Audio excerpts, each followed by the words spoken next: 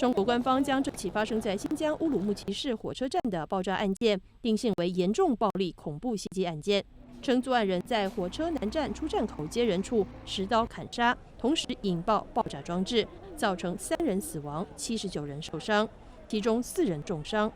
中国官方的《人民日报》星期四说，3名死者当中包括了2名袭击者，但报道中没有说明这一事件是不是自杀式袭击。在乌鲁木齐火车站南站外卖水果的一个年轻人说，当时场面十分混乱。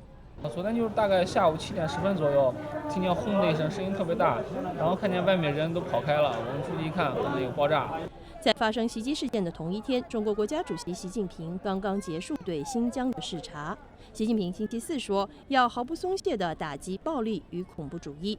新华社星期四援引习近平的话说，必须采取果断措施，坚决把暴力恐怖分子的嚣张气焰打下去。世界维吾尔人代表大会发言人迪里夏提在接受路透社采访时说，习近平到新疆视察根本没有谈到如何缓解当地的紧张局势。习近平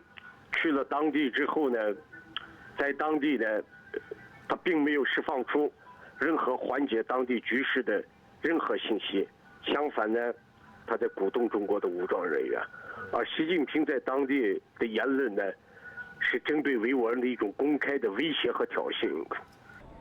今年3月初，中国昆明的火车站也发生了流血惨案，中国当局指责是新疆分离主义分子发动的恐怖袭击。美国之音 VOA 卫视新闻报道。